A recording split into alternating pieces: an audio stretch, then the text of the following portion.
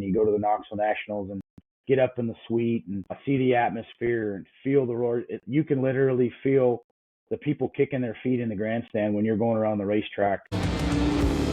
Green flag in the air.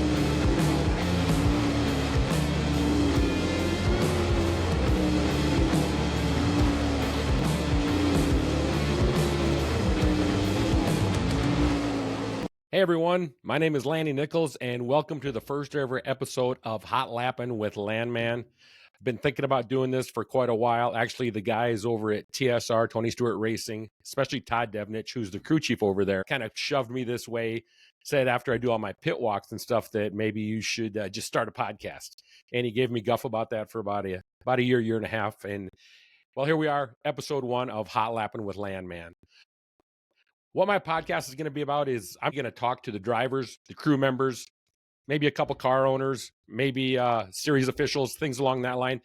Get behind them a little bit, see what they do away from the racetrack, what they do to keep themselves busy, some of their hobbies, things like that, family members, how they got started, stuff you don't talk about at the racetrack. So we're looking forward to digging in behind that a little bit, getting to know these guys, and I'm excited to do that. It's going to be a lot of fun along the ways. Quick background about myself, a little bit. I came from the racing world. Basically, my parents brought me into it at a very young age of about 4 years old, and I just kind of stuck with it, really got the bug in the early 90s with people over at the Houston Speedway. I got lucky to go out there, got hooked up with a team, the Chad Mellenbert Racing Team. Bill and Maxine owned that car, and they took me under their wings a little bit, let me work on it. The next year I was out, 1994, with the Jack Eldon owned Pennzoil sponsored number 22, driven by the one and only Jack Hodge. Had a great time there and spent a year out there almost with them. Came back at home, worked for some local guys until I got hooked up with the Tony Stewart Racing guys through a mutual friend, Scuba Steve, and then Don, who I had known from the racing world back when he started racing around 93 and 94. Been hanging around those guys for the last 15, 20 years now. And so a lot of you might, from the sprint car world, might recognize me from there. And if not, hopefully you'll get to recognize me through the show. So pretty excited about that. What I need you guys to really do is help me out is hit that follow button, hit that like button, hit that share button. That's going to help me get going with my podcast, and hopefully we'll get more followers for me. And you know, that's the name of the game a little bit, but really appreciate y'all being here for the first time. Let's not wait any longer. Let's bring in our first guest and see if I can get him in here, get him rolling. And of course, it's none other than Donny Schatz. Here's Donny. There you are. Good to see you. Got you on the connection now. Good to have you along. Thanks for coming on the first episode of Hot Lappin' with Lanman, and looking forward to visiting with you a little bit. Obviously, you and I know each other. We go way back, and probably a lot of people know that, but great to have you on the show. Yeah, thanks, man. It's pretty cool to see. You know, I admire your canny ability from being around the media side of the sport all the years, and when you've traveled with us and come to the races, you always try to bring that pit walk for people. There's lots of things so it's cool to see you having a podcast and a voice, a bigger voice than you've had. Yeah, and I appreciate that. So, let's just jump in. Here it is. I know you're coming back from Florida. You were down there for a couple days. You come back home, and I got 8 inches of snow down where I'm at. I'm a couple hours south of you, though. But what are you doing? You get back, and a lot of people think, hey, this guy's just a driver. And we know for a fact that you're not. You've got a lot of different aspects of your life that keeps you very busy away from the racetrack. Well, I try to stay busy. One thing that's, been very important to me is that getting home, being home, sitting in a hotel room 5 days a week, or even in an RV somewhere in the country. I've done it. I've enjoyed it, but there's just no place like home. And my father, when I was at a very young age, instilled in me, hey, you should learn how to fly and control your own destiny with your travels and this and that. And kind of looked the other way and laughed at him. And there came that day when I realized that, being sitting out there wasn't really for me, and having a home and trying to have a normal lifestyle, and this can be a stressful life. It's as stressful as you make it, but being able to get away from it and clear your mind. Back then I wasn't a championship driver. I wasn't even a winning caliber driver. So he kind of pushed me along to, hey, you probably might want to think about plan B here because if you get hurt, I think he used the hurt excuse, but it wasn't really hurt. I don't think he knew if I was going to be able to apply myself to the level I needed to be to become a champion. So I got involved and started a car wash with him. Him and I were partners, and I've just done a lot of things along the way with different property things and that sort of thing. So things I enjoy. So that's, he kind of pushed me in that direction, and I'm very grateful. Obviously, he did, and here we are today. I really feel like I have a great life with it. I'm able to go race at the level that I want and come home and enjoy life. And, it's been this is kind of an odd week, really, racing Sunday, Monday in Florida, and then having 3 days off before we go back to Talladega and Columbus, Mississippi. It's kind of a short week, but get home and, it was obviously a late night, try to get rested up and a few things done. And obviously it's getting to be about that tax time. So if my hair starts turning gray when I'm sitting here, you'll know exactly why. One thing I hate more than anything is doing the paperwork for taxes. So, but the good part about this year is I'm probably not going to have to pay any in. There's massive loss. So it is what it is. I get you there. So another thing I want to talk about is just since you brought it up, and anybody that pays attention knows that the weather plays a huge part in our sport.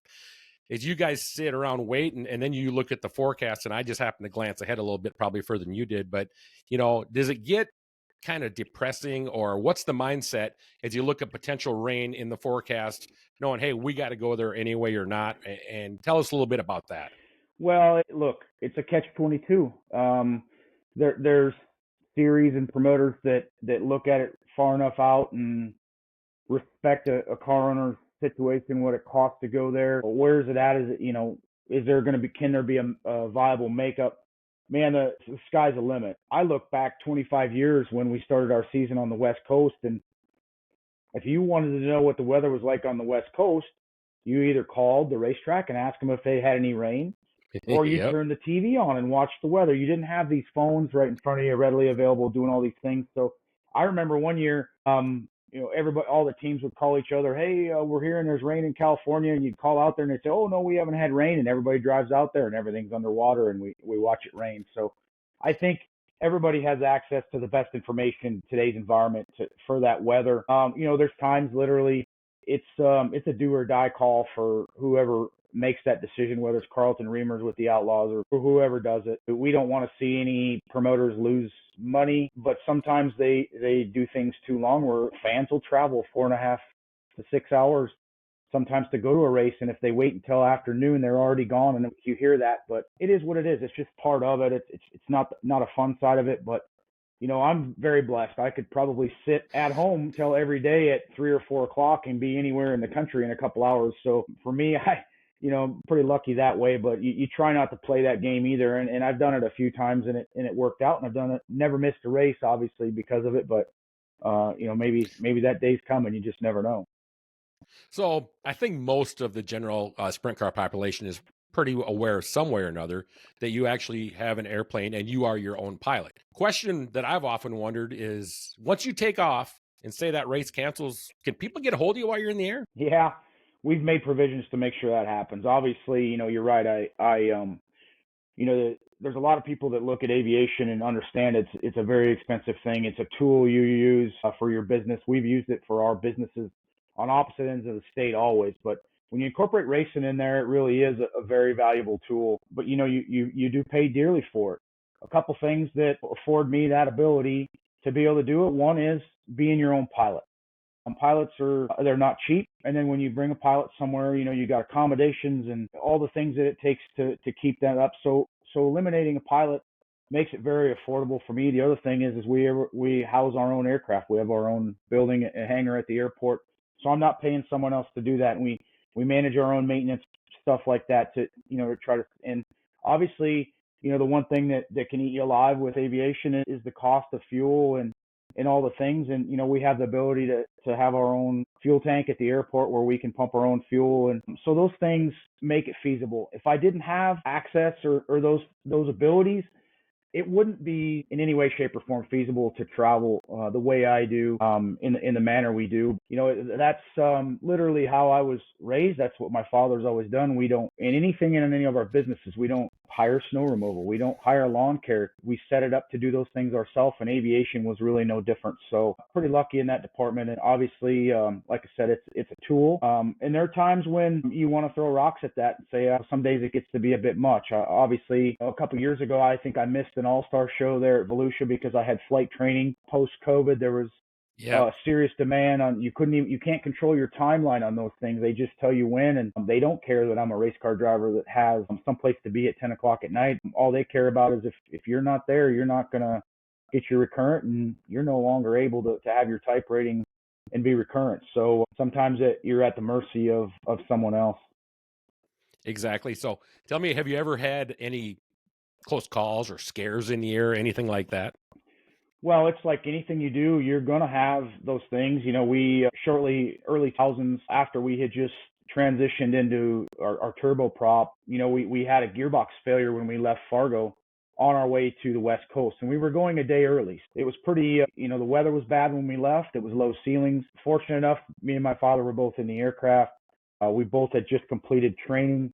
So we were fresh on all the crazy scenarios of single engine operation there was. We've been hit by lightning. You obviously get around bad weather, but it is what it is. Sometimes there's things out of your control. We do the best to try to avoid that. And when you get enough hours in the air, or you fly enough, something's going to happen. But I don't know that we've had any near death experiences. You never know. Them could be any day. You never know.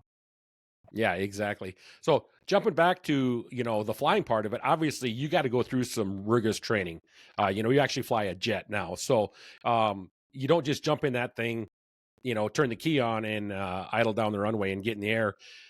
And you talked about missing an all-star show. So just real quick, and I'm sure a lot of fans remember that because it was the season opener down there in Florida. It was year before last, I believe, because I remember you were very upset about having to leave that race that night because you were in a good position and the guys were there. But talk a little bit about, first of all, how hard it is to get in for your training. The scheduling's tight, and then how they kind of keep you lassoed into that deal. Well, like I said, it was post-COVID. So you really don't, you're at their mercy. And now I'm scheduled out for 2 years. Well, I don't even know when the shows are going to be in, what week it is. We don't have next year's schedule yet. All I know is that we're the week before NASCAR. So I looked up when the NASCAR race is at Daytona and tried to schedule that week because we're done after that prior week. And that's what I just completed this last trip. I had to stay after Volusia was over and complete the training. And believe me, at the last minute, they changed everything from a 3-day program to a 2-day program, which I was good with. It's just, and that's their job. Look, there's a reason you train. Airline pilots go through it because I'm able to fly a jet. It's called a type rating, and you have to do it every year. There's just no way around it. And it's really, it's not only just an insurance requirement, it's required by law and the FAA to go to that recurrent training. And look, every bit of that training is great. They throw you in scenarios that literally, are they going to happen in real life? Probably not. But the more you're used to doing something like that in an emergency situation, and you don't just it's not just flying around looking at the countryside, I can tell you that. It's engine fire on takeoff, and then you hit a flock of birds, and now you're, understanding the systems. Like, what do I do? Obviously, I lose both engines. I got no hydraulics. I can't put the gear down. Everything's, you have to have a lot of things in your mind, and you got to be focused on it when you do it. So that's why we go. I thoroughly enjoy the training, but I can tell you that after being in that simulator and the things they throw at you for hours on end, you get done and you're spent. It's literally a full day. My legs are shaking. I have a little bit of trouble when I go there anyway because I'm the dreaded owner pilot. A lot of Is that bad from them? Or here's the mentality. A lot of these people think that, well, you can afford to have an airplane. You can afford to have someone to fly it for you. Professional. You need to be a professional. You can't possibly be a professional if you own the plane. So I was just raised different. And there's nothing wrong with having a disagreement. That's what I've had this disagreement with the instructor I've used the last 2 years, but I will tell you, I can disagree with him drastically on this, but yet I have never met anybody that taught me more about the scenarios and just simple things as keeping yourself safe. So there's good and bad to all of it, but it can be somewhat enjoyable. But it does, it's a necessity. I have to do it, and like I said, I'm good till now. I'm cleared till next February, and we go through it all again. And there'll come that day when obviously, if I'm not racing, I'm not going to be able to have the need for an aircraft like I have, because I'm not going to travel. I'm not going to do those sort of things as much as I do. So you never know, you might not maintain it, but we'll see what happens. So jumping back to you get to go home for a couple days, and you obviously, a lot of people will probably know that you have your truck stops that you run, you have your car washes, things like that. But Don, what do you like to do when you're away from the racetrack and you got some free time on your hands? You got to have a hobby of some sort. Yeah, I'm into a lot of things, Lan. I've done certain things. When I was a lot younger, I was really enamored by these radio controlled helicopters, the way they worked and understanding them. And I obviously haven't messed with them for probably 20 some years. I guess my dad always used to say, you got to take care of things. And it seems like all you end up doing in life, the older you get, is just taking care of not just yourself, your body, everything, your vehicles, obviously your airplanes. It's just it's an endless battle. And I built a house in 2003, and I probably built more house at the time than what I needed. Now I love my home. I hope I'm going to die in this home, more than likely, unless the bank comes and takes it away from me from missing payments. I just fixing things up. I do some of the dumbest things, probably, replacing light fixtures. I can do a little bit of electrical. I've done a lot of plumbing in the last year. I have some friends that are involved, and they get me going down the right path, and I get the tools I need. And, I've fixed a lot of things. This winter's been. Let's talk about drywall, Don. Let's talk about drywall. This winter's been a lot of drywall, I can tell you. I don't know. I guess it's just something that at night, instead of sitting and turning the TV on and sitting there and doing something, I'll do a little drywall. You can do something for an hour, and then you got to let it dry for a day or whatever. So, there's something about starting something and seeing it through, and how you look at it and process it. And it kind of clears your mind. It's just kind of like being home from the racetrack. It allows me to kind of reset. So I guess I'd say my hobby's probably more, I like to get the tools and use the tools for the job, and then clean them up and put them away. Do you go overboard on tools ever, do you think? That's the only thing I ever do. That's the only thing I'm good at in life. My dad used to tell me, you're the best purchasing agent ever.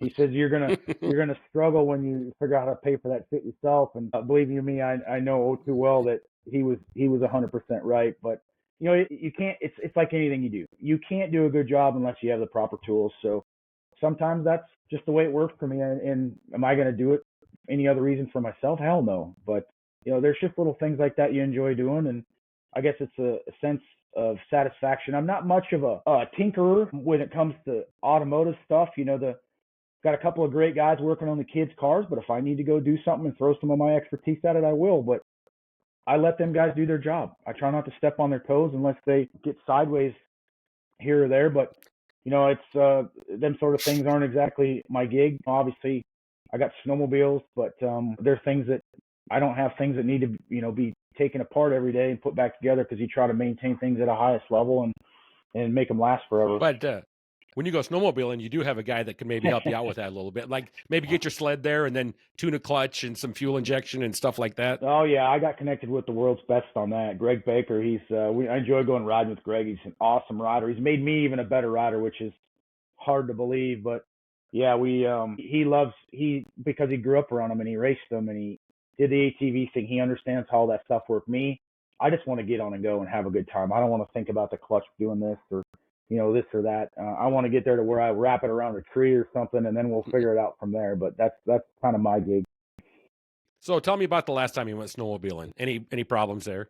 Yeah, we went out a couple weeks ago, right before Florida there. Greg and Dana went out to Kremling, Colorado, and that's where we kind of been going, right by Steamboat. They enjoy going out there, and they stay in Walden, and I can fly into Kremling. And man, snow was deep, kind of played me out. Had a little, it was a little bit of a fun icing going in there and a little bit of icing going out of there. And then I had a little bit of I got home and was going to land in Fargo, and I couldn't get the gear down because the gear was froze up. So had a little bit of a fun time there, but that's why we train. You're going to have them scenarios. Yep. So it was a great day. I think I'm still recovering from it because, at them altitudes that you go ride and what it takes out of you, man alive, you're winded just standing there at 11,000 or 11,500 feet. So, but it's one of the best things in the world. You get out there and um, you look at some of the countryside and you see how deep the snow is and the trees, and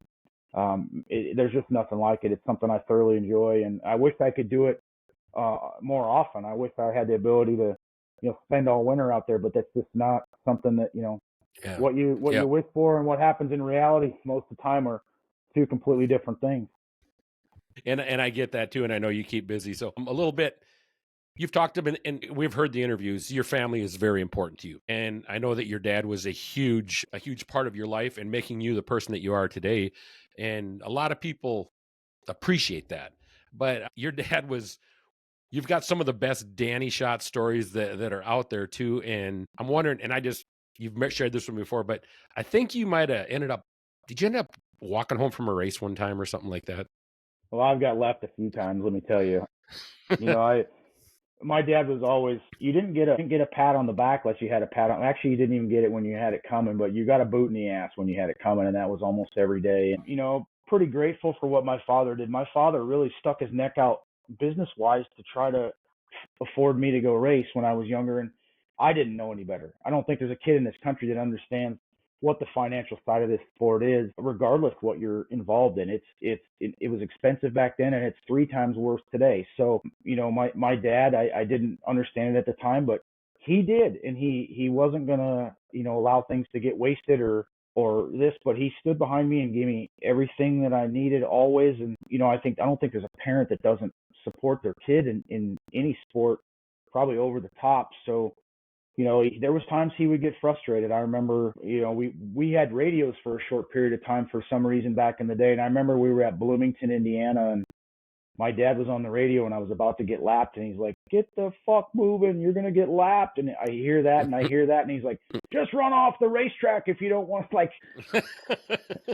I pulled the cord. And then when I came in, he was hot, and he knew exactly what I did, because I guess he was frustrated. There were, we've had a lot of moments like that.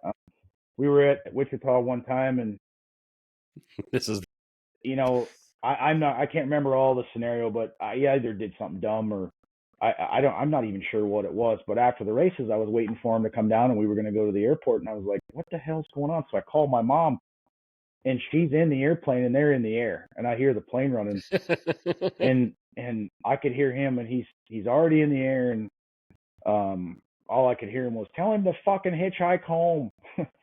So, or drive the t-shirt truck, one or the other. So I actually got in a t-shirt truck, and I drove that thing straight ass home, pulled it in the yard, and that's just part of it. Not every kid's gonna agree with their dad. It's called tough love. Unfortunately, we don't have a lot of it anymore.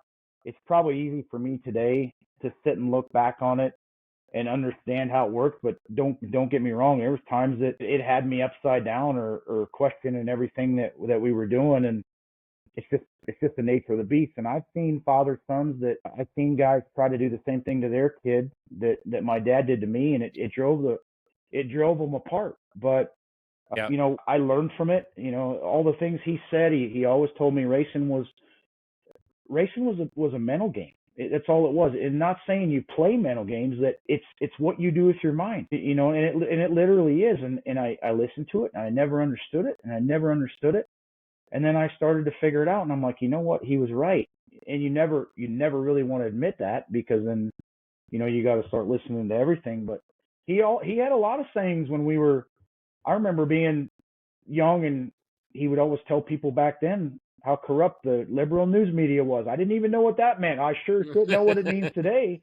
But just imagine 25, 30 years ago, someone saying that. You know what I mean? So yeah, you exactly. hear things your parents say, and they don't resonate because you got your mind going somewhere else. And so, he obviously pushed me that way. And believe me, I wouldn't have my hands in the car washes. I wouldn't have my hands in the property stuff. I wouldn't have my hands in anything if he hadn't pushed me down those paths, because all I cared about was going racing. That's all I cared about. And there obviously comes that day when you got to grow up and wise up in that, hey, I probably need to be a little more diverse here than just being involved in this, because this could go sideways at any minute, whether you lose your life, you get injured.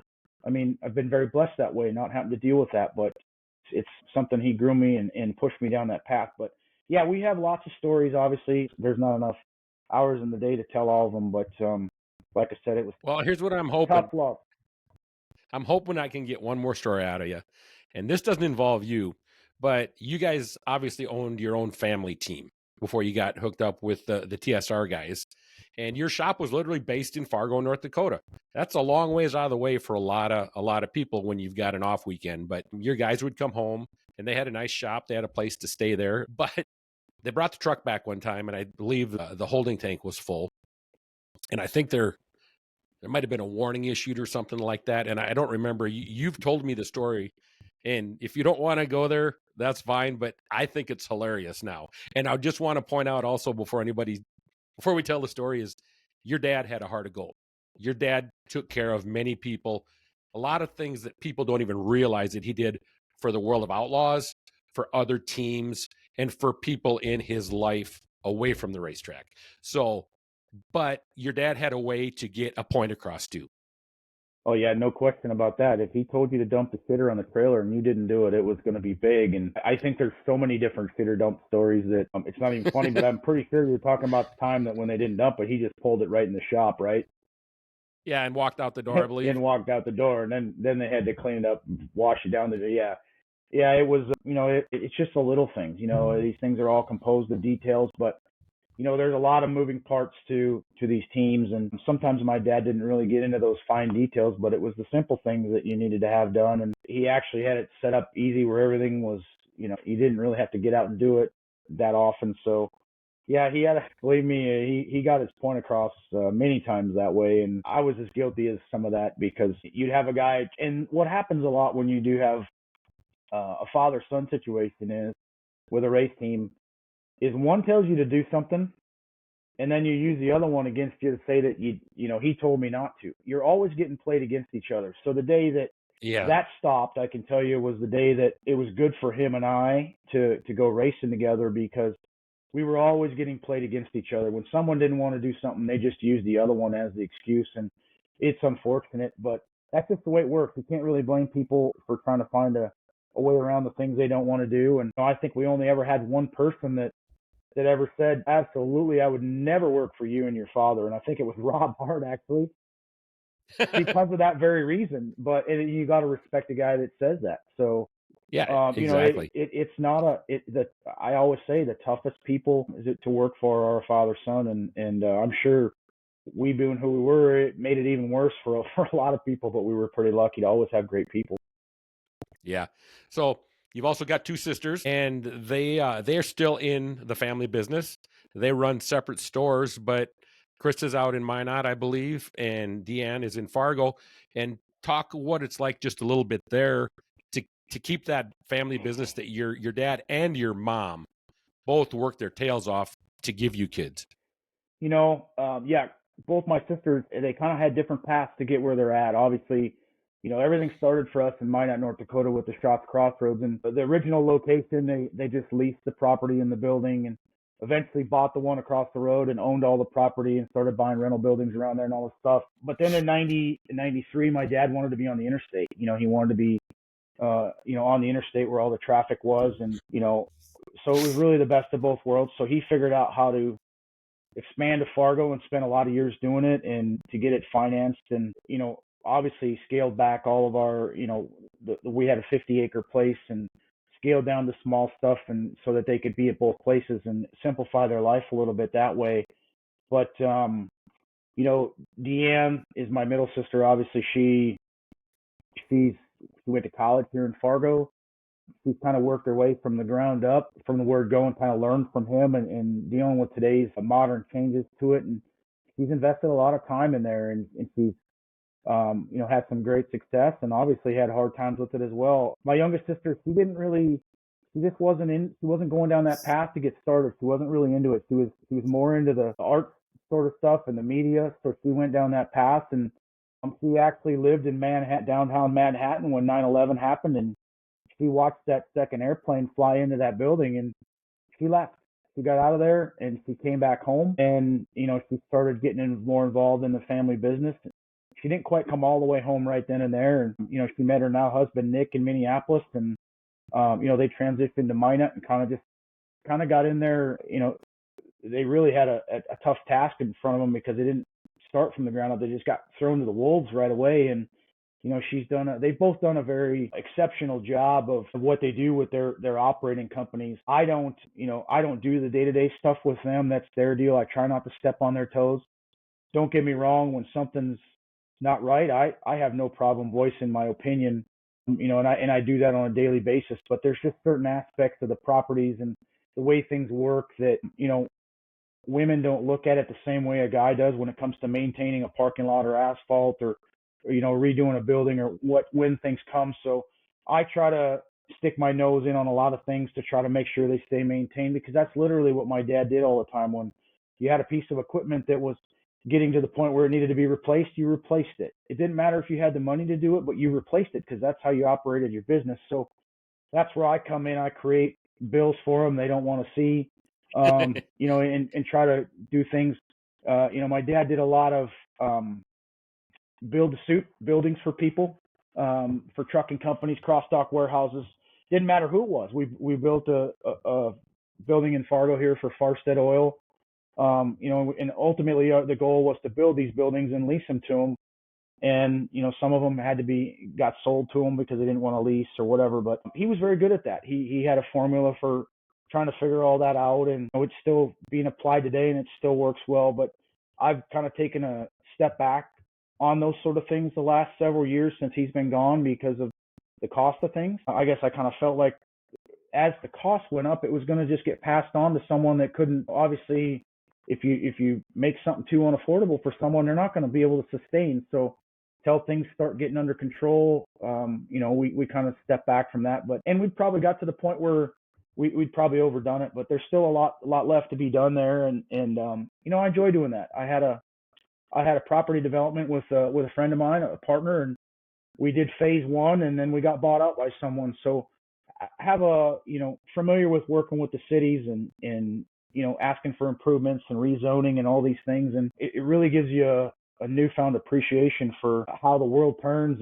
and you find out how corrupt even at city level things are here and there, and how you can just get taxed on something as an assessment and there's no accountability. So some of those things have been a true eye opener, but it's just the way of the world. Yeah, I hear you there. So let's jump over to something that's been pretty good to you over your career. A place called Knoxville Raceway, and you've had some great success there. But something that some people probably don't realize, and I'd like you to talk just a little bit about, was your very first ever attempt at the Knoxville Nationals. You talking about 97? That's the first year you were there, I would assume so. Yeah. You mean when I was running second in the heat race and couldn't make it through 3 and 4 and smoked the wall? No, well, all I know is you told me, I think you ended up in a Saturday night G main, E main, the very first time you went down there. Maybe that wasn't it. Yeah, I don't remember. Man, maybe I did tell you that, and I can't remember it. I don't know. There's a lot of things I don't remember. I think we went there maybe my first year I raced, and yeah, I was obviously intimidated by it. I don't know that we were really equipped to go there or not, but you got to go. You got to go see where you stack up. So, yeah. It was a very intimidating place. It's an honor to just go there. I remember the first time I went there, I was like, man, it'd be cool to just be in the A main on Saturday night, because the vibe you get off of that A main Saturday night at the Knoxville Nationals, just to get in the show, is something that's it gives me goosebumps just sitting here. And I have 11 of those trophies sitting somewhere, and that's even just, you never would have guessed that. I never, even to make it in the show, to win it one time, let alone have had the success there, some days I just think, well, I'm going to wake up and this is going to all be it was a great dream that went bad. So, but great, unbelievable place, and just seen it change over the years.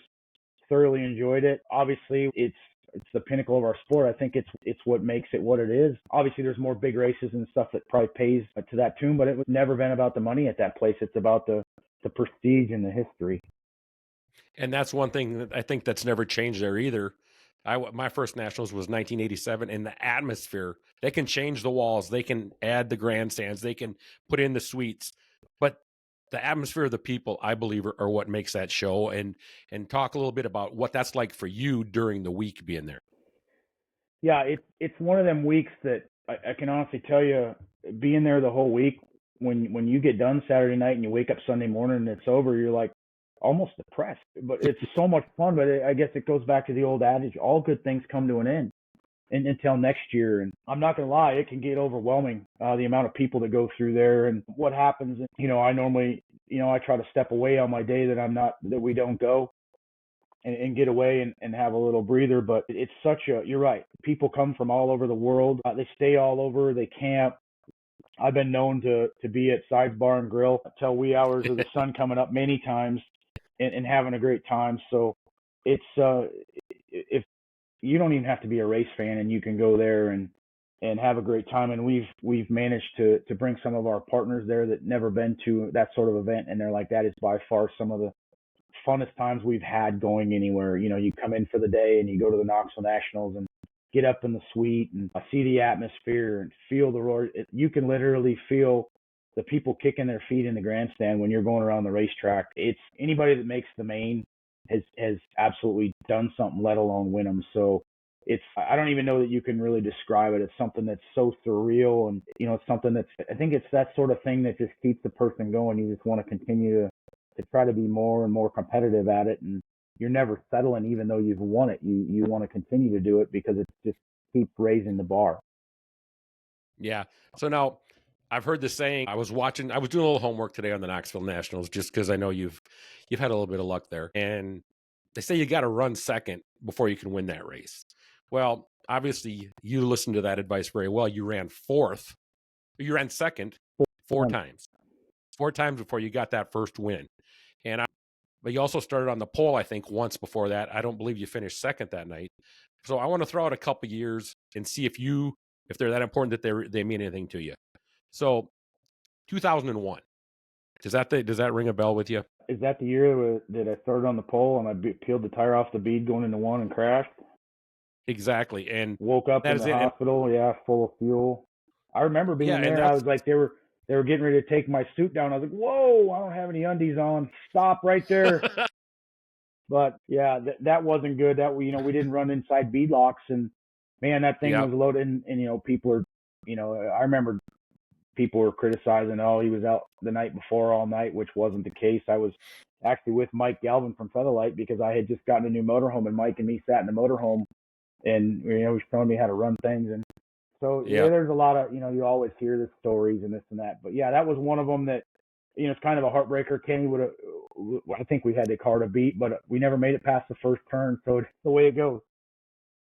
Exactly. So then 2005, you ran second to Steve Kinzer, and it was by about this much. Yeah, that's your fourth time in a row. So I don't know if that one resonates with you now. The thing that when you talk about running second. So I had this.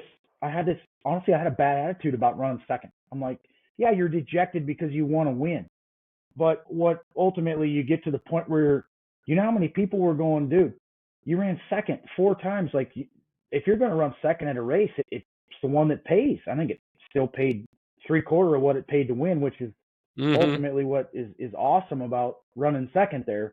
But it kind of started to resonate with me. I let it sink in. I'm like, man, what an asshole I am. I'm not really appreciative of second here. Like, some guys would probably give both nuts, if not just one, to do that. So it kind of opened to, sometimes we're just not as appreciative and grateful as we should be. And that started to sink in. And, lo and behold, the next thing you know, in 2006, boom, look what happened.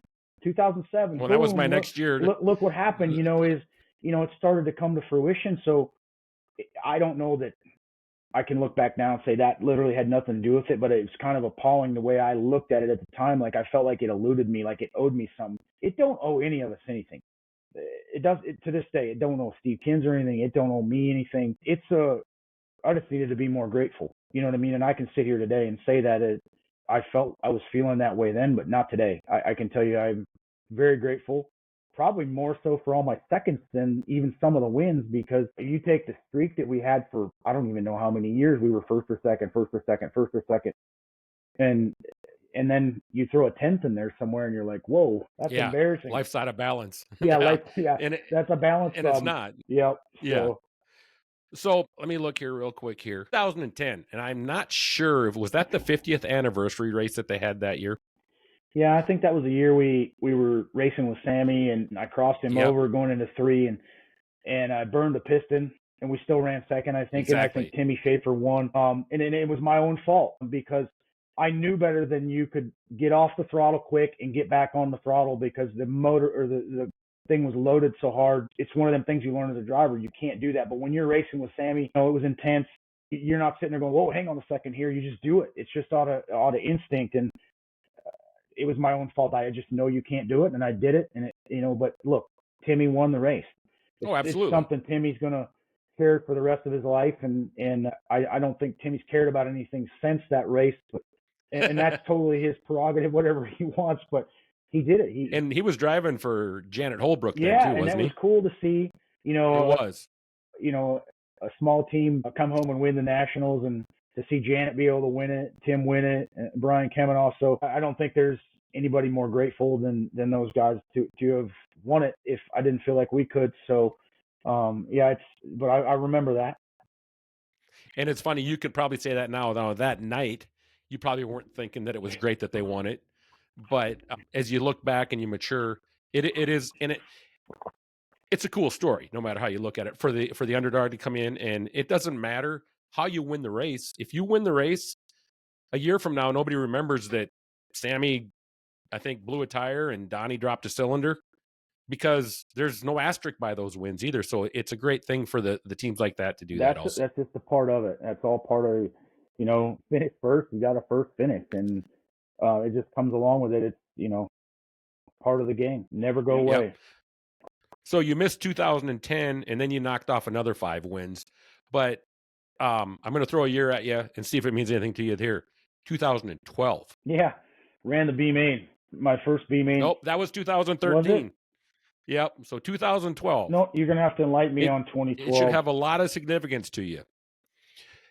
Your tire guy quit on you on the way to Missouri, and you guys had to bring in some guy off the streets to be the tire guy for the Knoxville Nationals, which by the way was okay. So thank you. And by the way, was the last year you guys ran Goodyear tires. Yeah. And the reason I asked that, and I had to put a little self-plug in there for myself, because it was an opportunity of a lifetime for me.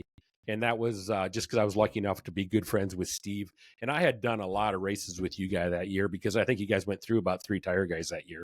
And I think I trained them all, but that's besides the point. The coolest thing for me was getting... I don't remember all that we went through 3 tire guys. Was I too hard on them, or was Rick too hard on them, or no, Scuba too hard on them? I don't remember that, but...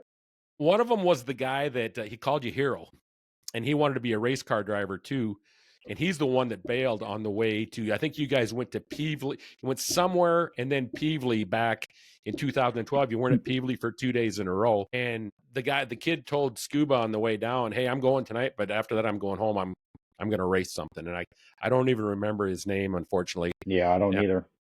That's bad of me, but I don't, that's all. No. And that brings me to another thing. And I want to jump back. We're going to jump back to this, but since we're talking about crew guys, you've had a lot of crew guys through your career, and there's a couple of them that have gone on to be successful crew chiefs also. The 2 that come to my mind are Eric Prutzman, obviously, and Shane Bowers, which everybody knows as Noisy out there.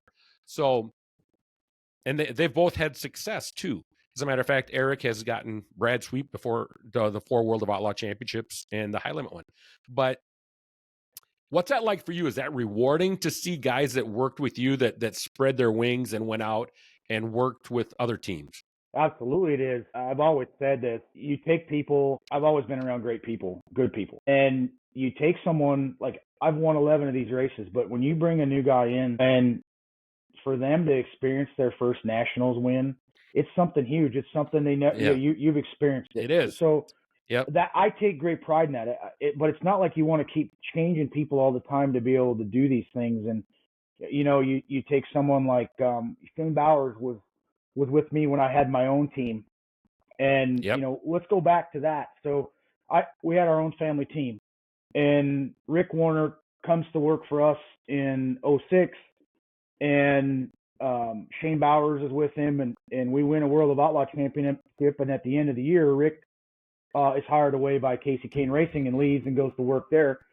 And I guess we were in a great spot, but I just told Shane, I said, you get whoever you want. You go ahead and hire whoever you want. It ain't gonna matter. We're still gonna run good. We got things figured out here. Now, did you move Shane into the crew chief Nope, role then? Is that what you're saying? I didn't move Shane into the crew Okay. chief role. He didn't want to be in the crew chief role, but I left him in charge of who he hired.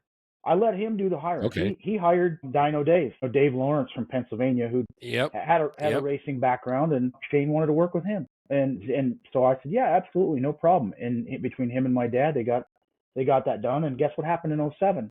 We won another championship, and obviously there was a split in there somewhere around the same time as this, so it kind of had things mustered up. But that's really honestly exactly how TSR came to fruition with me too, is because in '07, sometime I think it was early May or late April, Ricky got let go from KKR, and he was in Indy, and he went and stayed with Jimmy Carr, who was the boss man at TSR, and they had the 20 car operational. And I don't know if they had a few drinks that night with Tony, and next thing you know, I'm getting a phone call the next day.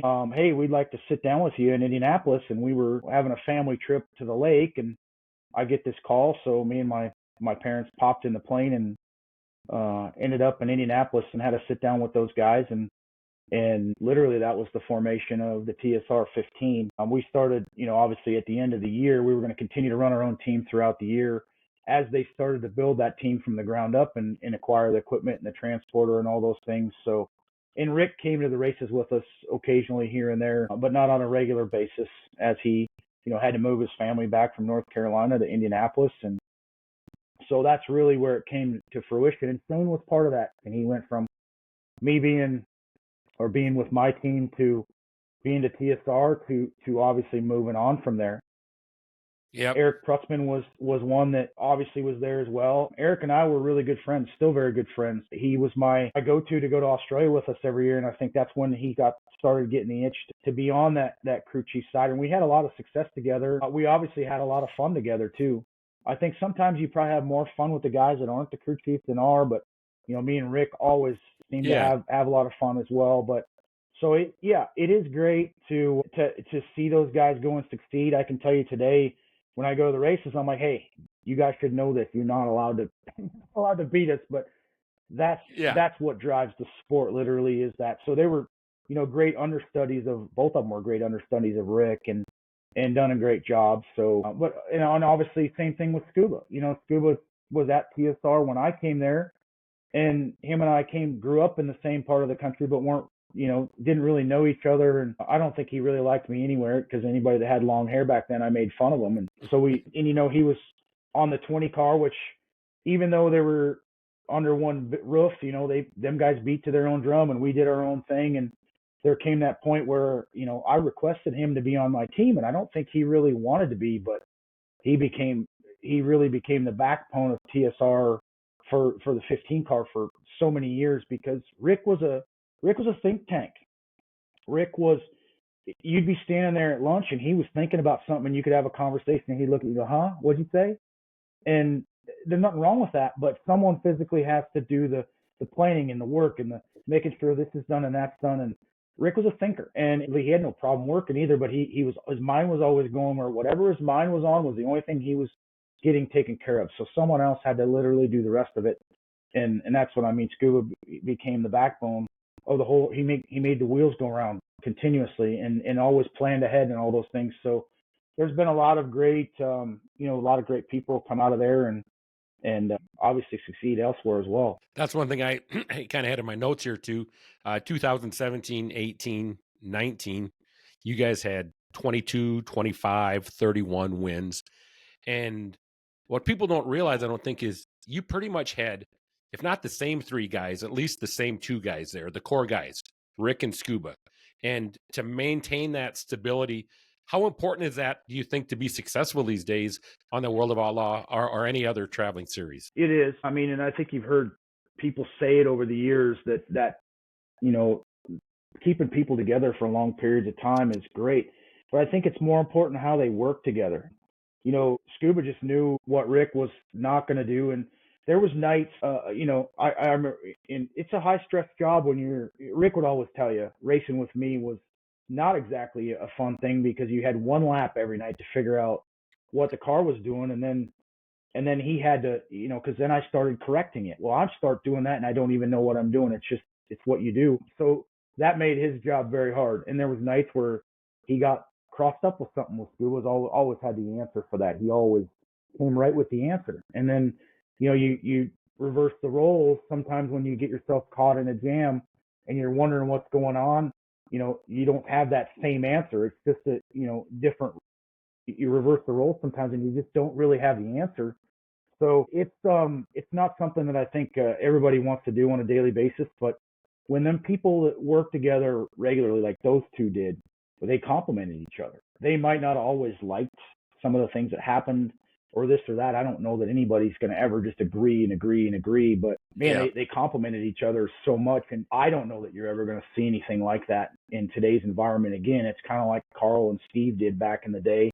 I don't know if Carl always had great guys like Dennis Kohler and always great guys that complimented Carl, but the way Rick and Scuba complimented each other was second to none. Then you start adding guys in there like Bob Curtis and Eric Prutzman and Brad Mariscotti. Brad was another one. I think that was the time. Can we back up for just a second on the Brad Mariscotti? Because I wanted to ask you a question real quick. Because anybody knows Brad Mariscotti should just smile because he's such a good guy. But the most unique crew member you've ever had, and that's starting from your family team to where you are today. Any thoughts on that? You got to pick one. Okay, run that by me one more time here. Who's the most unique person as a crew member, personality-wise, that stood out to you since you've been on the road? It's Brad Mariscotti by far. Brad moved from California to run the USAC side for Tony. I forget what year it was. And then obviously the USAC stuff went away. So he come over to us, and man, a guy that unreal. I remember being at Lernerville one night. We had a guy came up and it had Ford on the side of the car and it didn't have a Ford motor in it. And this guy come up and he started telling Brad, "Hey, that's false advertising." And Brad went and got him a razor blade and said, "Here, you go ahead and fix it. Like you can peel the sticker off." He just had a way about him. Like the things that just the funniest individual on the planet. I mean, I didn't get to stay out with them guys that often, but I remember the one week we were out at Selzy's and we stayed out in California. I stayed out with them, and I think we raced 2 nights at Tulare, and the plan was to go to lunch on Sunday morning to Mexican, and then we were going to wash the car, and then they weren't going to maintenance that day. We were just going to get cleaned up and kind of chill out. Well, Mexican lunch turned into 1, 2, 3, 4, 5 margaritas, and we never got the car washed and never left. And man, some of the stories and the fun times that we had and the things that we talked about amongst all of us, I mean, with those three together was just priceless, because Brad the things he would say to Rick would just look at him and go, what did you just say? I mean, and that was exactly it. The one-liners, I think, about Brad, and you never knew what was coming, and it didn't matter who you were. It didn't matter at all who you were. Yeah. It could be a fan. He might have offended a few fans. I don't know. Going back to the story that similar to what you told, I was with him one night where we won, and he was up on the front, or might have been back in the pit area. A different fan came up to him and said the same thing. You guys got Ford all over this car, and you're running a Chevy motor. And Brad said, "Well, yeah, we got Articat as a sponsor too, but we ain't racing a damn snowmobile." Right. So he was priceless. And always really quick-witted. I remember the night we won at Angel Park in Wisconsin, and they had this Coors Light stacked up behind the victory lane because they must have had a sponsorship with the racetrack or whatever. So we're parked in victory lane, and Brad's stacking this beer on top of the mule, like he's got like 10 or 12 cases. And this guy's going, "Hey, what are you doing with that?" He goes, "Well, we won the race. I thought it was ours." And the guy's like, "No, that's not yours." He goes, "Well, do I have to put it back?" Like he just Did he bring it back to the trailer? Do you remember? We got some of it. Trust me. That was Brad for you. Anything that was free, he was all over it. But yeah, look, there's so many fun memories and times. Like that was really for me in that with those three, it was prime. It might have been miserable for them a little bit because they were literally three different personalities, but the Yeah, success spoke for itself. And even though you got three different personalities, if you're successful and you're winning races, then you're gonna swallow hard sometimes to continue down that path and keep it going. absolutely. And like I said, and that's not discrediting anybody else that's worked for you, because you've had a lot of great people behind you Absolutely. too. And I've been around you long enough I knew you. I think your first ever crew chief was Doug Slocum. I'm not sure. I don't know if Doug was a big fan of me. I don't know why. People probably don't know this, but I've known you pretty much since the day you started racing. We used to park beside each other at Houston Speedway quite a bit. Your dad would give me a boot in the butt just because that's how he was. Yeah. And but I could never get really vibed in with Doug, and that was all right. But Doug was kind of a quiet, reserved kind of guy. Yeah, when Anyway. I started racing with Doug, he's the one that got me started. We bought all the stuff from him and we kept it at his house in Fargo. And we bought all the equipment, we got going. And once we got going to Houston, between me and my dad, we both wanted to be there all the time. And Doug had a job. He worked Monday to Friday, and he was the maintenance director at a trucking company here in town. And so racing was important to him, but he also had a job to do too. And I remember the time you're frequenting here. We were at Houston, and there was some other races going on, like on a Monday or Tuesday, and I couldn't go unless Doug went, and you'd offered to go, and I mean, he was not into that. He called you snooze puss, because you were chewing snooze, so he called you snooze puss. I know. And whatever, but don't take it to heart. That's just how he was. No, he felt like someone was threatening his well-being and his job, and it's just the way it is. Yeah. So I think that's pretty standard. Yeah. And so that's like I said, I just know he was your first ever crew chief. So, good to give him credit too for getting you going in the right direction too. So I want to talk a little bit about a place you haven't been for a while. And I'm just going to say the word Australia. Oh. And a fun place to go. I was wondering, before we got into some other things, do you remember the first year you went over to Australia? I do. It was 98. I went to Kwinana for USA versus WA Speed Week for Con and Gavin Migro, who ran Kwinana. And I drove for a guy by the name of Larry Maiolo. Back then, we didn't really know anything about the equipment we were getting or whatever. They wanted to bring you there, so they paid you to come there and play your ticket. And I brought somebody. I actually brought Todd with. Todd Devnich? Todd and Billy came along for all that stuff to help. Okay. So, yeah, and I got hooked up with Keith Giles over there. He was working on this part. And Larry had great stuff, and his son Jamie was racing, and great people. But yeah, we went over there for I think 2 or 3 weeks, and it was, or 2 weekends maybe it was, 4 races or something like that. And USA versus WA Speed Week, and we ended up winning. I won that, and literally I was just new to the Outlaws. So back then they were trying to get guys like me that they didn't have to pay a bunch of money to go over there. And believe me, I wanted to go anyway. And so that's really what started my going to Australia.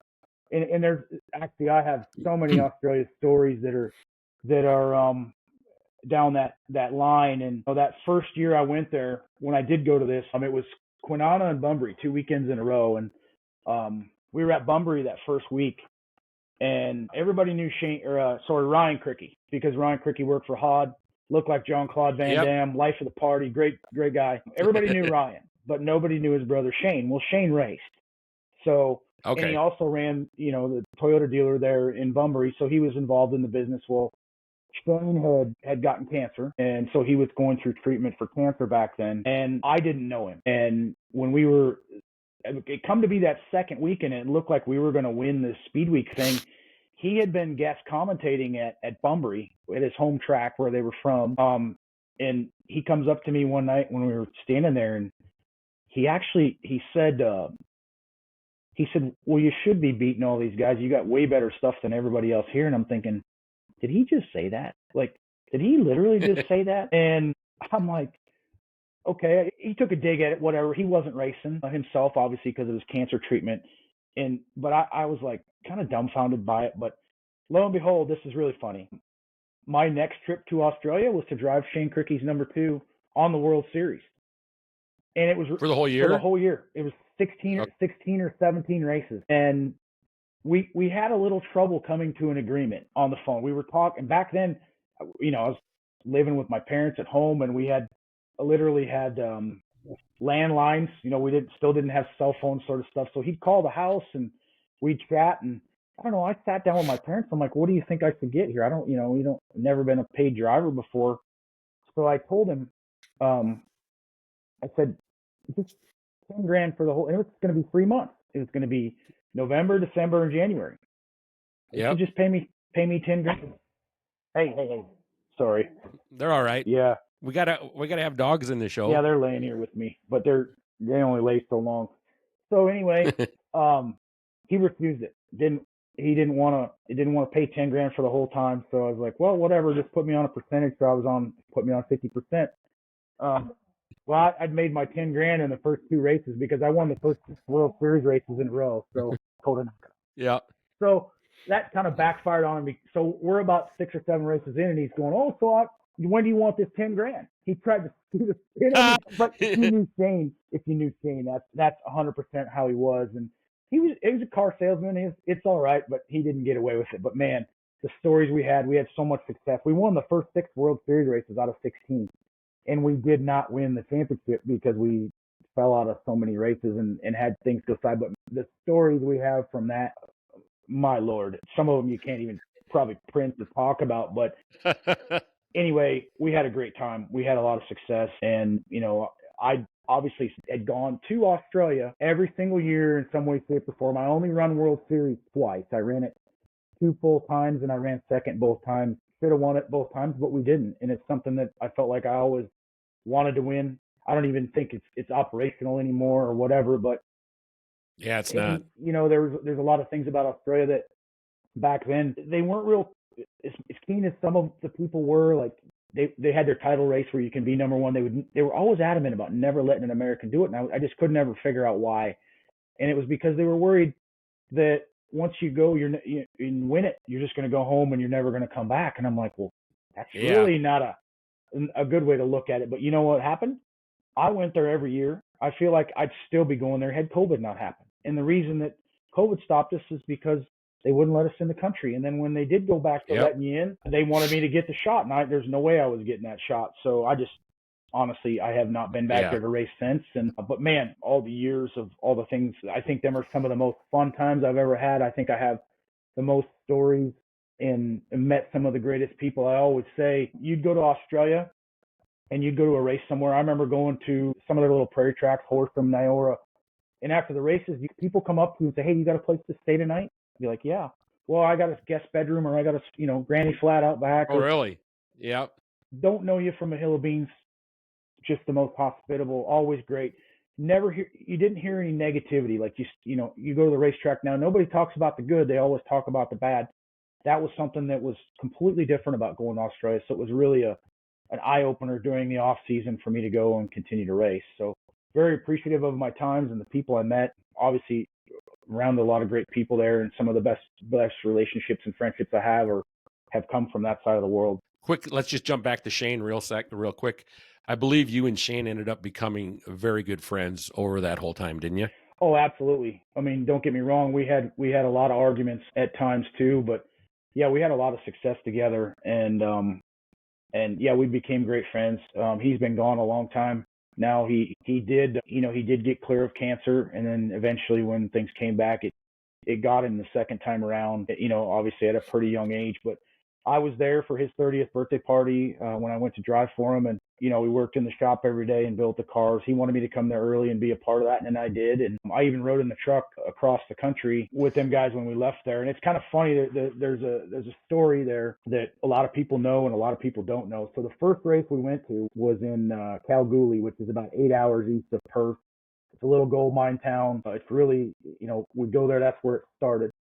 On the way home from Kalgoorlie, on the way down into Bunbury, you come down a hill, a big hill, and we had a box truck, like a rider type truck where the car, everything's up high, and it had a quad cab on it where there was a front and a back seat. And I wasn't in the truck, but a guy by the name of Michael Kenny was. Kenny from Kenny Pie Company, who was Shane's brother-in-law. His wife and Shane's wife were sisters, and I'm not sure if we'll ever get the straight story. Either Keith Giles fell asleep going down the road, or they lost brakes.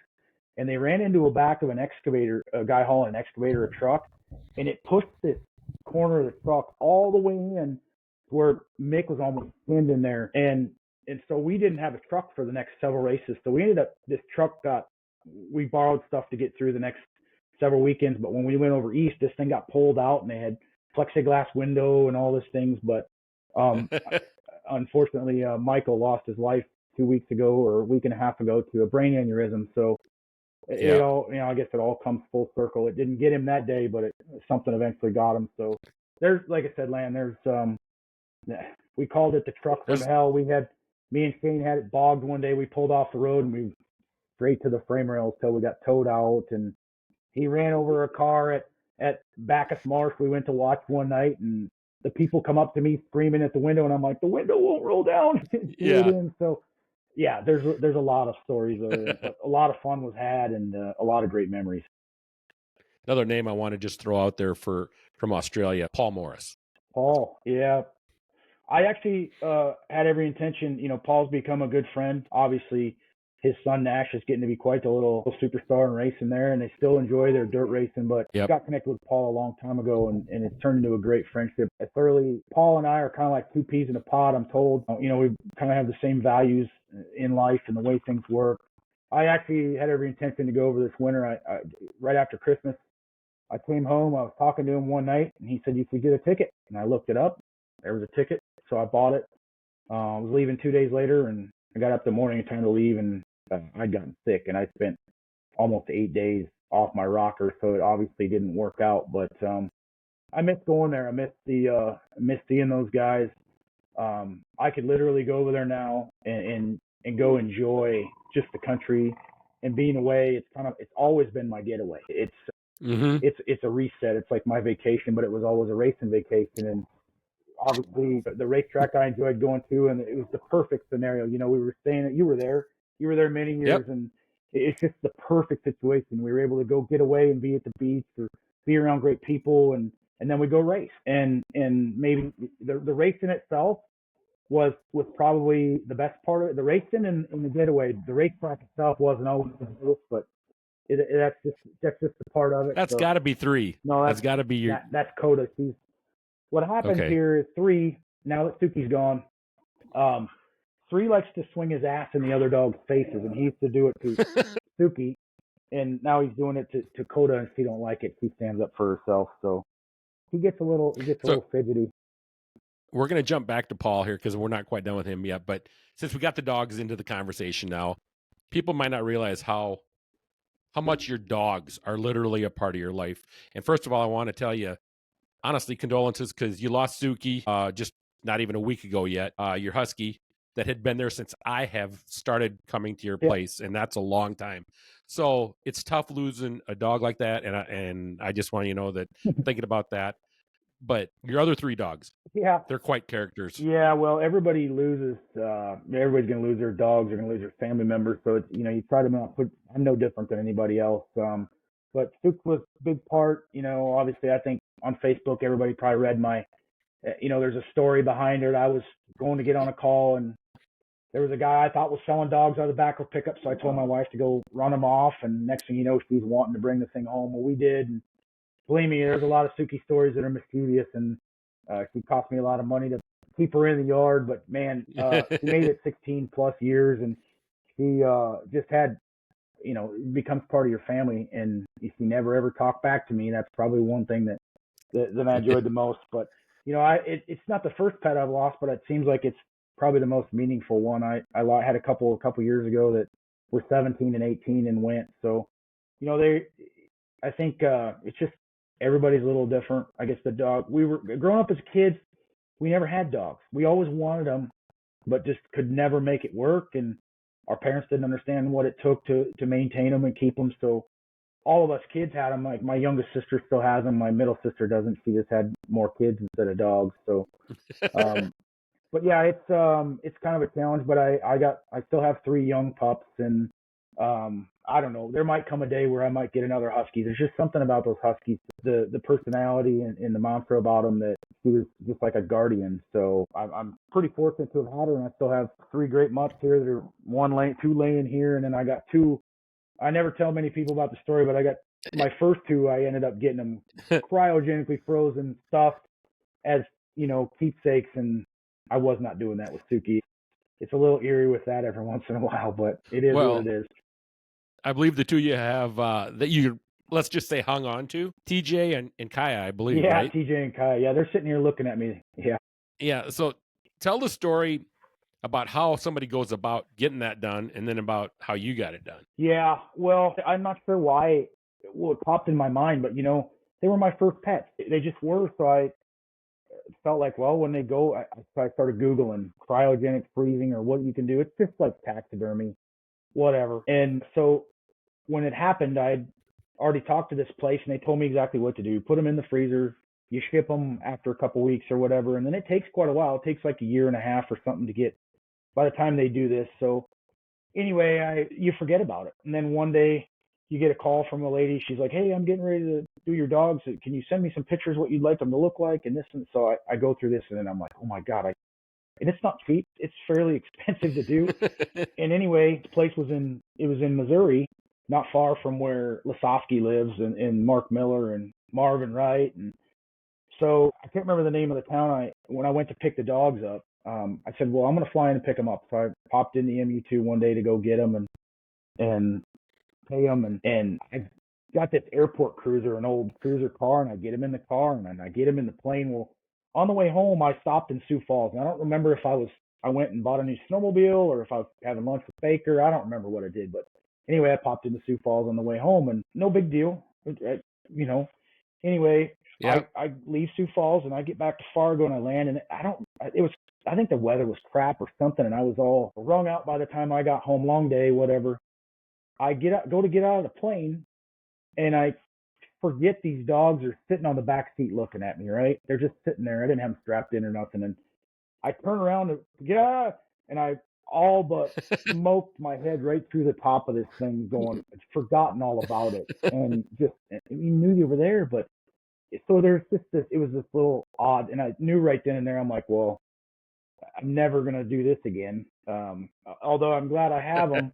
It's like one of them things you feel like you're going to go to hell if you get rid of them now. So I have no intention of doing that, and I don't want to go to hell either, but it's definitely something a little weird. And look, I got a friend that's a taxidermist and we were at his place pheasant hunting and I was actually going to ask him to do it. And we were out having a beer and he's like, yeah, this farmer, he wanted me to do his dog. I'm like, dude, he's like, just let it go. What's wrong with you? And I'm thinking, well, I guess I won't ask him now then. So it's, it is. So where are they at now? Literally, where do you have them at then? So I used to have them in front of this desk I'm sitting in my office at home. And yep. Little guy Jet, he'd come lay in here back when Heather she'd work in here. So I moved them off the floor and I put them they're on a printer stand right in front of me here, just sleeping there. I don't want both on pet beds. So look, I'm not going to show you because I could probably be some weirded out people, but no, that's fine. I keep them locked up. Let's just say that. Yeah. And you mentioned the part about one of them playing with them. Oh yeah. So Three's a mischievous little kid. If you leave anything here, he's going to get, he might not choose, but he'll drag him around. I'd spent a month or two ago here sometime this winter. I was like, where is that little kid at? So I hear something down here. So I'm like, oh, he's downstairs. So I come down the stairs. Well, here's TJ. He's clear out in the living room. He had drug his pet bed and him clear out off the printer stand out in the room and was using him as a chew toy or playing. So he didn't do much damage, but he had a good time with him anyway. Yeah. No, that's really good stuff. And you know what? It's just part of the life of Donny Schatz. So jumping back to Paul Morris, we were talking about him real quick over in Australia. And then we're going to try to wrap this thing. Well, we'll see if we wrap it up or not. We'll see how long we want to go here. But Paul Morris, not only a friend, but a friend to anybody that knows him, I would say. There's 3 right there. Yep. See? Yeah. So he's attention seeker. You think he's a female, but he's actually a male. Yeah, exactly. So everybody's going to ask, what kind of dog is he? He's a Shiba Inu. He's a purebred Shiba. He came from down by Sioux Falls, so he's South Dakota dog. Local? Yeah, he's close. He's Shibas are Japanese dogs. So, and my first one for TJ, he was a Shiba American Eskimo mix, and he can't really find that breed. So I just got this guy, and I'm glad I did. He's pretty good. He's been, obviously you can see how well he's trained, but he likes attention. Yeah. But he does kind of have a mind of his own too, doesn't he? Yeah, he's he's got a Is minor. Jet down there with you by any Jet's chance? here. Come here, buddy. Well, let's see Jet. I'll get him in a minute. Yeah, if you can get a chance to get Chet, and then I know there's Coda too, but and just grab them when they come by. We'll keep talking here a little bit about Paul Morris. I know I want to say, I think the last 4 years we went over there. Paul actually let us work out of his shop, and his shop is in a really cool place too. And he's like, he's not just a friend, he's a fan. He'll do anything for you. He'll go out of your way. And that's one thing that, since COVID is Paul always extended us and made us feel really right at home.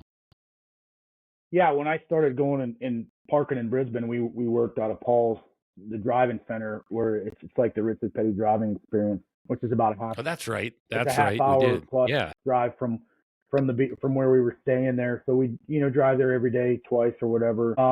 And when we're over there at that time, it was during holidays when not everything's functioning every day. So Yeah. he just was like, "Hey man, you bring it to the house." And I'm like, "You don't want this thing at your house."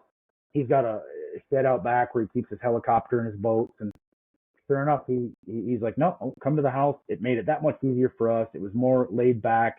We weren't relying on his employees at the driving center to looking for all these things, and we had a ton of fun. And it'd be you remember it, Lan. It'd be nothing to. Yeah. I'd say, well, I'm going to go up and get stuff for the cooler, and I'd come back with 200 cases of beer or whatever. Not being exaggerating. Oh yeah.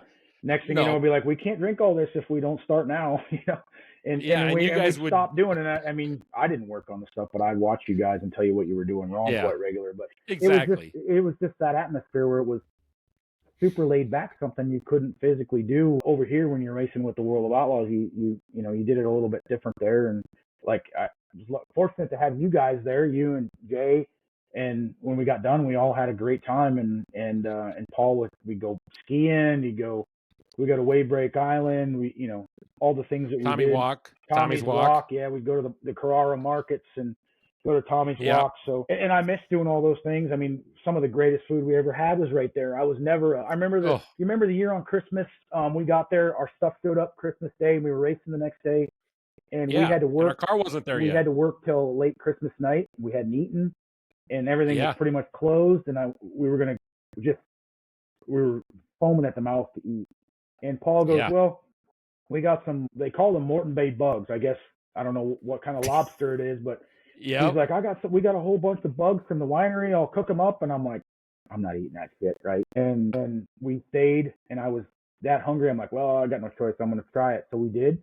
And remember how we all fell in love with them? Things, well, can you make some more? Can you make, I think, 30 of them or something? I still to this day haven't had anything even close, but that's just how it was. I mean, it's their Christmas, their holiday, and, come and cook for us and allow us to be there and, open up a couple bottles of Cyril May wine and just enjoy life. Talk a little bit about where that Cyril May wine comes from. Oh, Cyril May, spelled backwards, T.E. Morris, is Paul's dad. So it was pretty, there's a lot of great stories and stuff behind them guys. And I miss seeing old TM. We call him TM, but great product. I actually got to see the winery. I don't think you guys did, but I got to go up. No, maybe. Oh, I did. I did go to see it. Yep. The kangaroos are right out back. Yeah, incredible place. So had a great time up there. And he sent me home with a few special bottles. We saved one that's going to be for when Savannah gets married, if ever. If she don't, I guess I'll just have to have a special occasion to drink it. But that's kind of what it was for. That's what he portrayed it to me for that. So got some good stuff here that we can have someday. So, question probably for any Australian fan that happens to be tuning in: what are the odds they ever see Donny Schatz back over in Australia? Well, that's a loaded question. Believe me, I want to go. I'd love to get back there. But you know how I had the best case scenario. It was really a racing vacation, getaway. Exactly. I've traveled the country. I'm not going to go travel the entire country racing like World Series did back in the day. That's definitely out. I'm not interested in going back to like Warrnambool for any of that sort of stuff. I did it for a lot of years, and it's just by that time, my focus is too much here. I can't be there at the end of January when you start racing at the end of that. And there's other things that come into play too with aviation and business stuff that time of the year just does not work for me anymore. So the Christmas deal always did. It was always great. And it gives me a kind of a mixed emotion situation, and here's why. I remember I just took it upon myself that I wasn't going to be home for Christmas ever, because if I wanted to race in Australia, their biggest day of the year was Boxing Day. Did I like that? Yep. That I was not home for Christmas? No.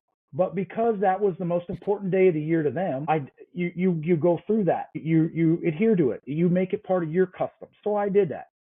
So I was not home with my father, my mother, my sisters, my grandparents when they were all still alive at Christmas time. And so really my only holiday that I had was Thanksgiving. And I remember when I got the opportunity to go to New Zealand, there was a purpose between me going to New Zealand the first time. They were having trouble keeping the racetrack, and they wanted to, bring somebody in that they thought was going to show the council, hey, we need to save this place. And I did. But I remember asking my dad, I said, Dad, this is the only holiday I really got.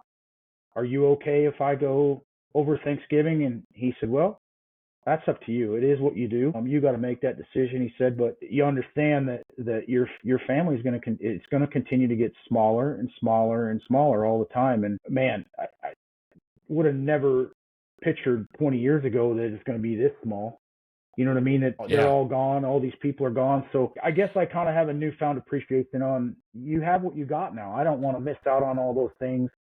But I still think that Boxing Day and New Year's Day are the two most important days of racing in their country. Boxing Day especially. And that's what floors me about, not honoring their, what they respect at that level. So I did that. And since I've been home for Christmas a few times, yeah, it's probably a little bit overrated to be home at Christmas, but when you really want to race. But the landscape has changed so much now with everything that man, I hope I can, but I just don't know. I had guys want me to come to Perth for last year's thing, and honestly, to me, I think it's a slap in the fans' face that they didn't do it on Boxing Day. But I know they're not going to, because the guys that are going there don't want to be gone for Christmas. They want to leave when it's over, and that's just that's their prerogative. I adhered to their their respect of Boxing Day. So, man, I don't know what the answer is, Lan. I told you not long ago. I said let's get planning. I've told Paul let's get planning, let's go. But where are we going to go race? That's the thing. Queensland has been my second home there for 10 years, the last 10 years, and Sydney now has the racetrack. I'd like to go maybe race there at some point. Obviously, there's Toowoomba, but I think that the people we've met and the times we've had up in Queensland are so very grateful for that. I think that's kind of where I'd like to, call home, my second home. And if I can make something work up there and maybe go to Sydney a night or two, even, my good friends Kathy and John are not there anymore, and you'll see what happens. Now's the time to do it. Obviously, it's not something that happens real quick, organizing equipment. And I'm not just going to go jump in someone's stuff. I've never done that. I did it when I had to, when I first started, when I first went over there. But in today's environment, I'm going to get in the cars I race because they've kept me alive. I understand how they work. I trust the people that build them. And I'm going to, obviously, if you go or Jay go, the people I have and trust, if it's not that, then no, I'm not interested in even putting myself in another situation. So. Yeah. Well, that'll put at least some people over on the other side of the ocean there. At least they kind of know where you're at on that, because, to say we don't pay attention to the social media side of things would probably be lying. You're probably better at staying away from it than I am. But, to keep up with things, and you see a lot of people wanting Donny Schatz back in Australia. So why not just lay the question out there and get that over with? So I wanted to touch on John and Kathy Kelly, because they've been really good to you. I'm the only people I ever knew. And I'm not discrediting anybody else when we say that, but John and Kelly have treated you almost like, a family member. Yeah, well, there's a story behind that. I can tell it here today, how I got to be so close with John and Kathy. I drove for Gary Rush out of Sydney for a lot of years. I won a lot of races there with those guys. And the year Tony and me went, and we were both... Hang on, can I just back up just a little bit? Just so everybody knows who John and Kathy Kelly are. Kathy was, I think, in charge of the Sprint Car Council. Correct me if I'm wrong. Along with, they were promoters of Archerfield Speedway too. Yes.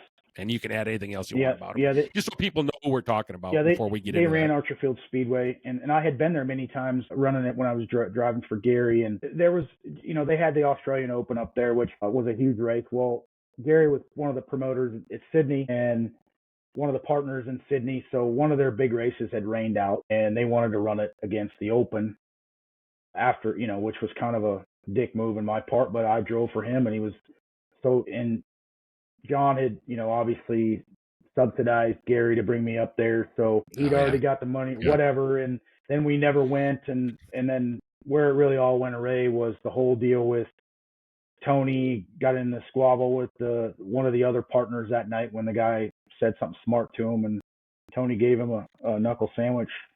The guy literally got smoked, and it turned sideways from there. Literally, they had the cops. They took Tony to jail, claiming that it was a one-sided deal, and it wasn't. And so he was my responsibility there, literally. I mean, I had a book of shit. This happened, you know what I mean? And meanwhile, this is in the middle of the race, so I'm still. You mean like at the racetrack that night in the middle of the program? Yeah. So anyway, they'd come and took Tony to jail halfway through the race, and I didn't know about it. Had I known that, I'd have left and made sure he's all right, because he wasn't good in those environments. And race gets over, and the gal from the office had said, "Hey, here's Tony's wallet. He wanted me to get it to you." And I said, "Where's he at?" She said, "He's at jail." And I'm like, "Are you kidding me?" So we had this major blow up, and me and Gary had a big blow up about how this went down and what happened. And literally we were at each other's throats in the trailer, screaming at each other, and they closed the back door up on us and let us, whatever, yell it out. Have at her, boys. At that point, I didn't know what to do, and I didn't know who to trust.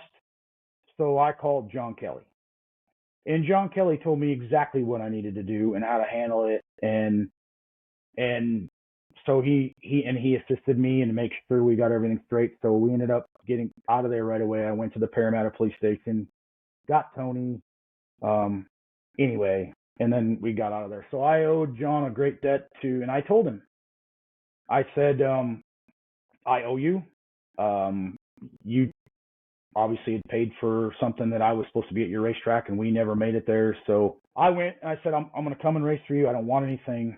I said, you just let me sell my t-shirts, whatever. And he was great with it. And we went there that next year and had an absolute blast, had the best time. They're just outgoing people. You can be around people like John, and look, I don't agree with everything John does when it comes to track prep and agreeing with how he does things, but there's nothing wrong with that. But when it comes to racetrack being run like a business, they did. You had to have accountability in everything. You can't just look the other way when something's not right. And John's a fiery person. If you tell him something, and believe me, he's going to defend himself, and it might not just be with verbal. It might be physical. So it's just the nature of the beast.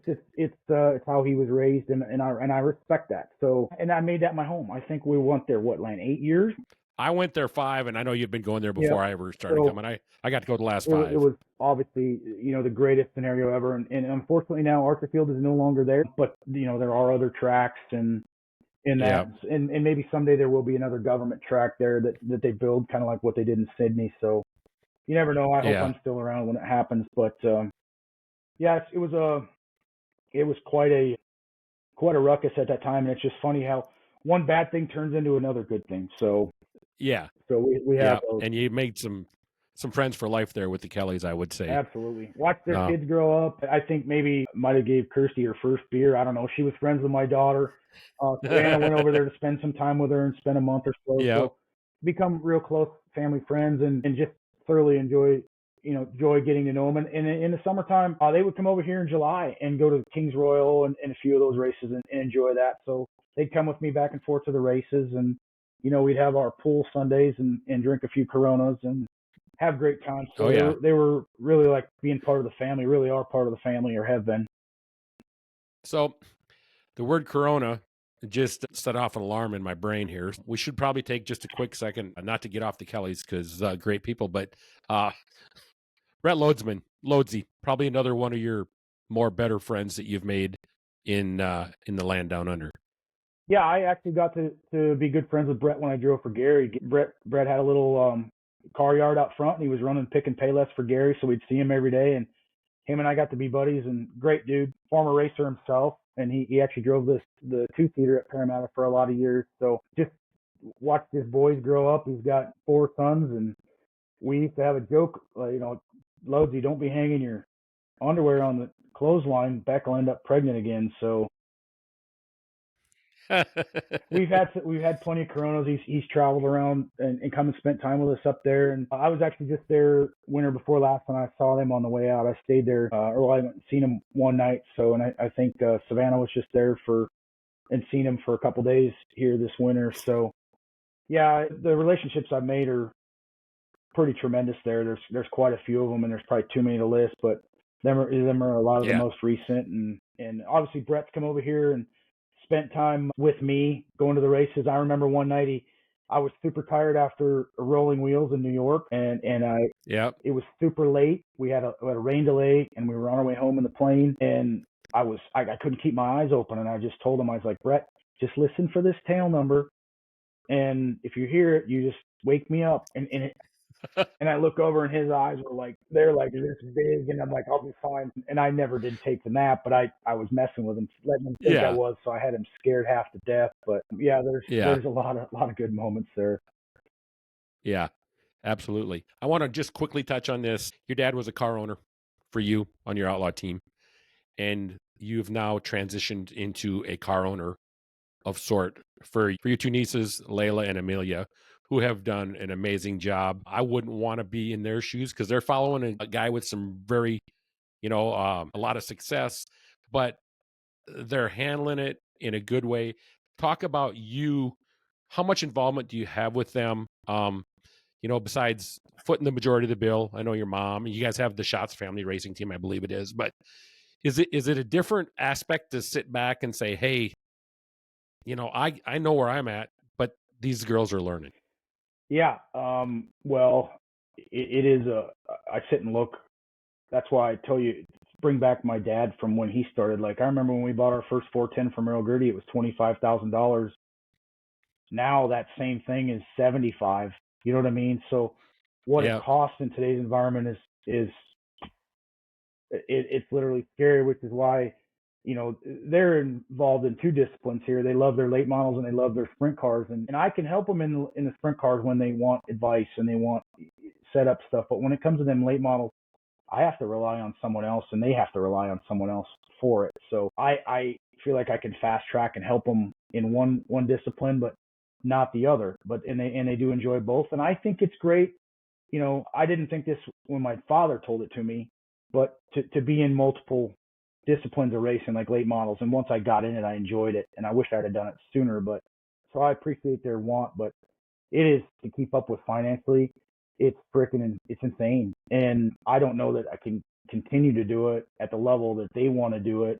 And we're very fortunate to have a lot of great people that want to stand behind them and help them. But man, when you start buying buying motors, and I tried to buy a couple of used motors, and even a used motor nowadays is $45,000 or $50,000, and you can't find them. So I had to build new, and you're looking at $75,000 for a motor. And I had that truck and trailer, but to haul 2 of them, it's getting to be kind of a disaster. And so, I mean, it's truck and trailer now. If you call and get a new trailer, they're in the $600,000+.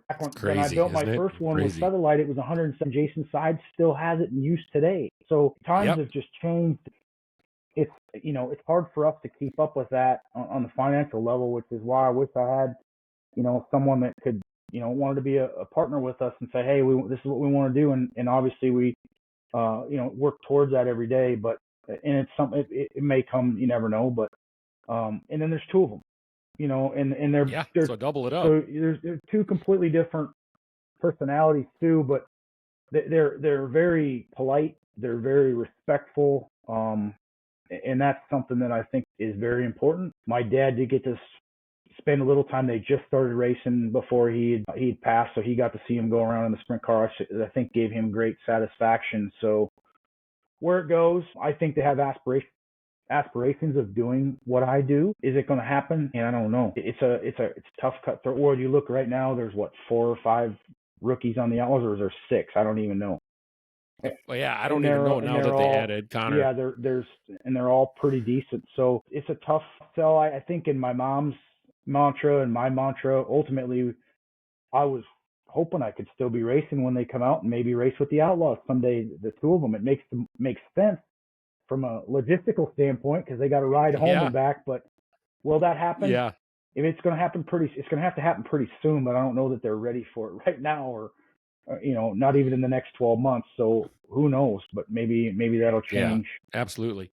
So I got this great idea to do this podcast from basically the crew who was with us here a year and a half ago. Scuba, Todd Devnich, Dawson, I believe. They were making fun of my pit walks, so they said you should do a podcast, and here I am. And thank you for being the host, or not the host, the guest on my first ever podcast. You and me have talked a little bit.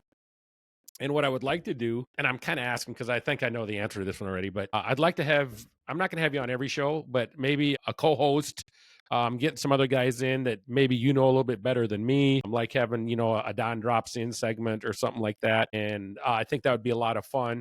I know you got a super busy schedule, but is that something maybe we could work out, you think, in the future? Absolutely. As long as we're not going to sugarcoat anything here. I kind of like to tell things. We're not going to. I like to tell things the way they are, and I know that it's going to piss someone off, and I'm okay with that.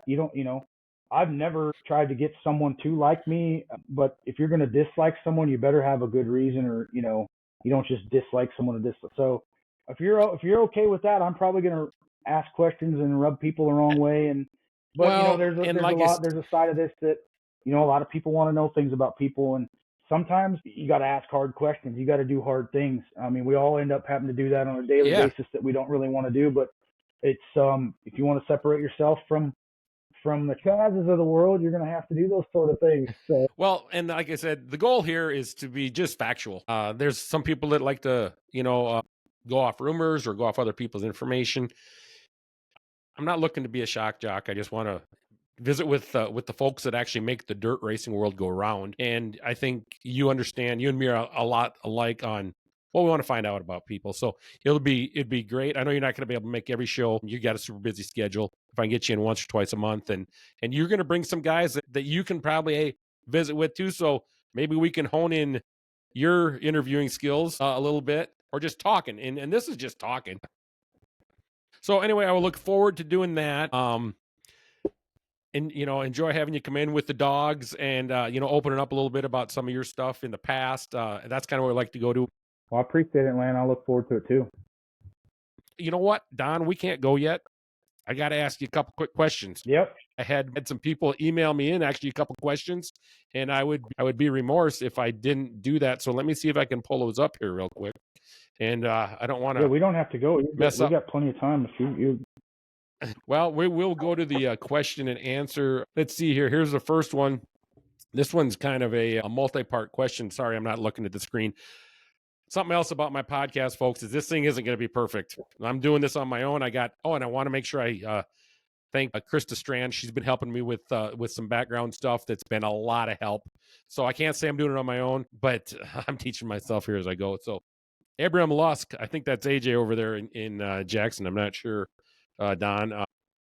He said, besides your family and your car owners, who's the most influential person to you in the racing world? I don't know that you can say that there's just one person that's been influential on me. When I started racing at Houston, guys like Danny Lasofsky went out of their way to help me, Mark Kinzer. I've raced with Kenny Woodruff and a lot of, Dave Yingst and Robert Hubbard. I've got to race with so many people, and they've all helped me in some way, shape, or form. But I think you have to look at the people like a Steve Kinzer. I mean, you got something to compare to that. You know what I mean? You got to look at that if you want to be something like that. So I think all them things have influence, and even guys that didn't race. My dad's close friend Dick Bellrud. Without his help back in the day, there's no way we'd even had the opportunity to go race on the road, because they helped us so much when we had our own team to get started. And Dick loved racing. He helped us financially. He helped us physically. So. Man, there's so many people that it's hard to say that there's really just one. My father, obviously, the most to me, but I can't just put it on one. I got to say that I was fortunate to take things from each person that I was around and still continue to be around. Cool.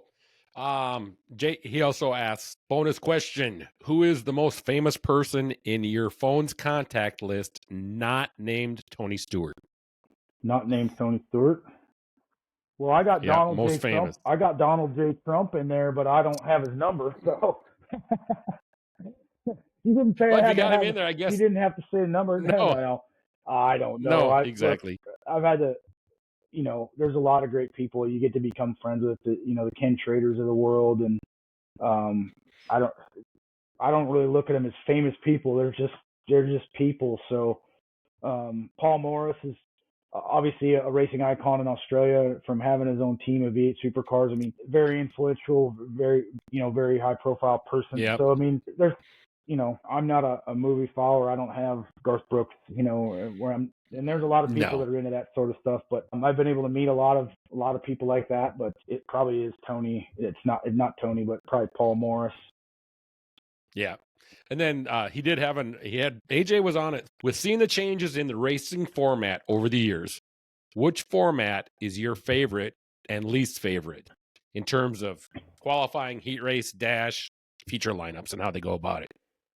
Well, all I can say, you have to change it to try it from time to time, and that's something you've seen change, but we haven't seen it change for 4 or 5 years. And I'm not a huge fan of this. The amount of money being spent to get qualified now. If you don't qualify nowadays, you don't start up front. Like if we don't have some sort of an invert in the heat races, it's all about qualifying. So, we used to have a format where we take the 4 heat race winners and then the 4 quickest cars that didn't win from the heat races. So now it's not really all about qualifying. Nobody's going to go try to start on the front row of the heat and qualify bad. But it's not all about, you look at what it takes nowadays. You're spending $85,000 on a motor to get qualified, and it's just insane. You just put so much emphasis on it that I think you have to take the best of both. Like invert 4 in the heat race, 4 heat winners, and the 4 quickest qualifiers. And then you get the 5th and 6th guy that are, unless he, one guy misses it or he gets the win in the heat, then that guy, what are you going to start,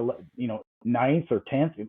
That's just the nature of it. But now it's just everything straight up. And so I don't know that, and I think the people that lobbied for it were the ones that are taking the most advantage of it right now. And it's not me, but I've heard the stories where I only won 10 championships because they had an invert. Well, that's not exactly true. Most of the races we won weren't from the front row. So I don't know what else I don't know that there's a perfect answer, but it's not just sprint car racing that has that scenario.